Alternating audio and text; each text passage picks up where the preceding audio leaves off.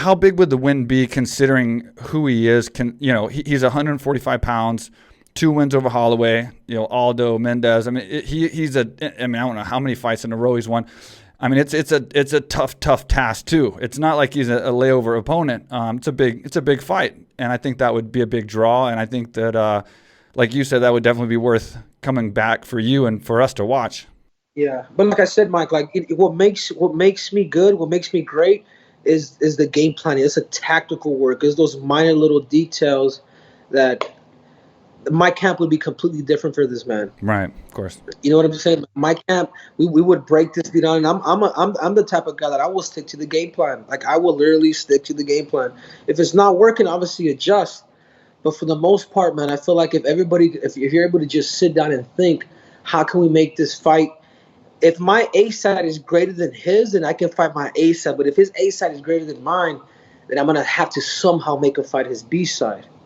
You see what I'm saying? So even if I was, let's say even if I was to fight a guy like Holloway, that would be a tougher matchup for me because of his height or whatnot. Right. But if you really go and think, how did Volkanovski beat him?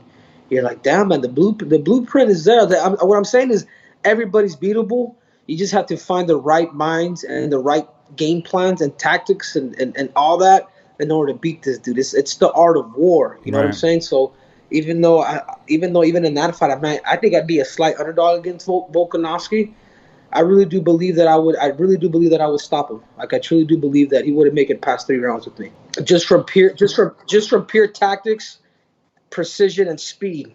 I think those would be my greatest strengths against somebody like that because he is bigger and he is dangerous. Well, I think considering your accolades, you can obviously there shouldn't be a problem with you coming in and jumping ahead, considering it is a different division and it's ongoing, and you're kind of on the outside right now. What is holding this fight up? I mean, if you do want to fight him and he wants to fight you, what are we looking at as far as what's holding this match up from actually happening? Like what needs to happen to make this work? I'm not gonna say who told me, but I'm not gonna mention name, but Dana White and Hunter Campbell, they know that I will beat Alexander Volkanovski. But the reason why they don't want to give me the fight because they're afraid that I'm gonna retire again. You know what I'm saying? So now it's almost like, hey man, Triple C. I had mentioned to Dana White, I'm like, Dana, I've had meetings with them, like, Dana, if I'm not, I'm gonna retire, man. I'm satisfied with my career. I've always told him, and it's almost like, so when I did it on the mic, he was like, well, Henry did talk to me about it. You know what I'm saying? So I'm putting where my money is. I'm putting my money where my mouth is. I'm not just, doing it through punch and fist, but I'm like, hey, you know what I'm saying? If the cringe ain't that cool, then maybe the cringe has to be out. But how can that not be a win-win? Like, how can that not be a win-win if you did come in and you beat him and you became you would have done something that no one's ever done before. He can't even at his stage be a triple champ in the UFC. So you can actually do something that's never been done before. If that happens, why can't the UFC be content with the fact of just saying and showing and having you do that? And then if you retire, then they just fight off, again and get the championship back and him or whoever else and it goes on. Like, it doesn't seem like it should be that big of a problem. Yeah, but I can also get their side too because they're gonna feel diluted a little bit. You know what I'm saying? We can learn from the St. Pierre. From this, St. Pierre did it. St. Pierre came back. He fought Bisbee. He cherry picked. St. Pierre's smart. He wouldn't find no other middleweight. He knew that. With all due respect to Bisbee, he knew that he was very beatable. He wouldn't do that against Israel Adesanya.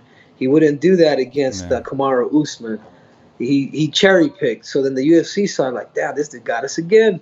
So now when it's up to me, where they know that I could beat, where I'm not a St. Pierre, where they know that I could legitimately be the best, that I could legitimately beat Volkanovski, it just dilutes kind of some more of the storyline. You know what I'm saying? Yeah. And I can get their side too. But Dana White has also told me, he's like, if I could ever allow a guy to make history, like I will never not allow a guy to make history. That's what I was thinking. Again, yeah. I'm in a different position. You know what I'm saying? And I understand probably why, the reason why Dana's pouring, like, you're gonna do that.